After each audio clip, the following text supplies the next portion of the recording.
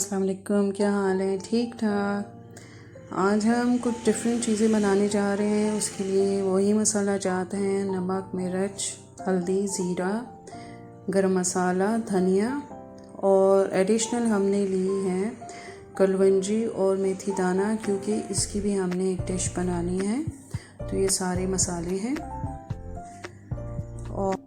और हमने आलू एडिशनल लिए हैं और टमाटर प्याज भी लिया है, ठीक है, क्योंकि ये भी हमें चाहिए होगा। अदरक लहसुन भी, जो भी डिशेस हम बनाएंगे तो उसके लिए चाहिए।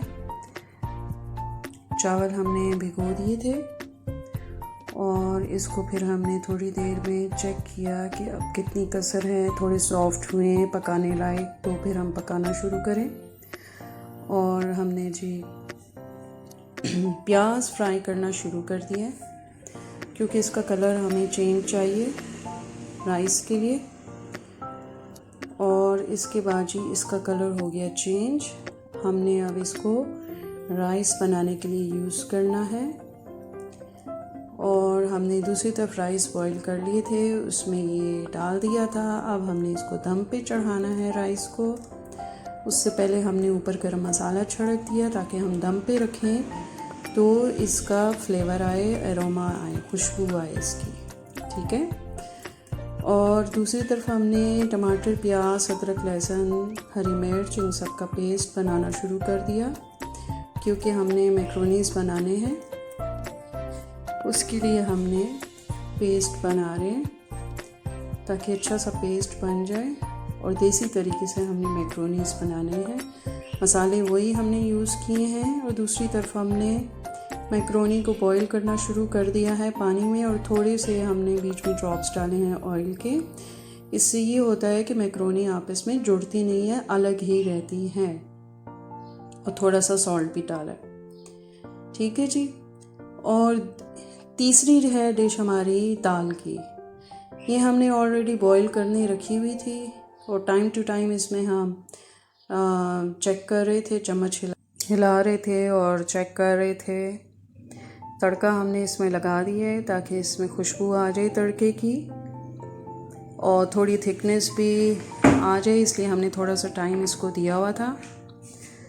अब जी हमने कर ली डिश आउट मैक्रोनीस मज़ेदार सी। और दूसरी डिश थी हमारी दाल चावल की। चावल भी बन गए, वो भी हमने डिश में निकाल लिए। एंड इसके बाद तीसरी जो डिश थी वो हमारी दाल की थी, वो भी हमने निकाली। बहुत यमी यमी टेस्टी सी बनी।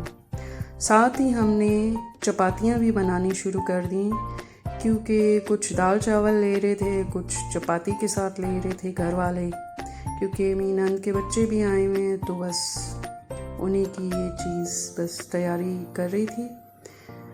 और दूसरी बात ये कि गरम गरम चपाती खाने के साथ हो, उसका लुत्फ़ ही और होता है। इसलिए हमने देर नहीं लगाई, फटाफट हमने पेड़े बनाए हुए थे, उसी में से बनना शुरू हो गया। और बहुत बाद में फिर शेक हमने दिया अपने गेस्ट को, क्योंकि हमारे घर गेस्ट आ गए। थोड़ा सा एहतमाम ये कर लिया हमने। और फिर चूँकि लंबा बैठना था तो बस गपशप भी उनके साथ चलती रही और बहुत अच्छा लगा। ये पिज़्ज़ा भी हमने साथ ही कर दिया था।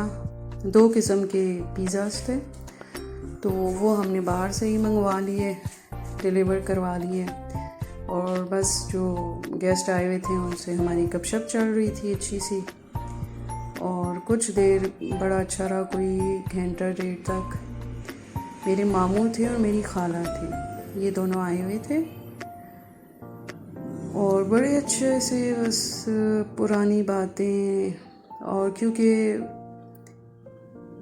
इनके साथ, जिनके साथ आपका बचपन गुजरा हो, तो उनसे बात करने का मज़ा ही और होता है।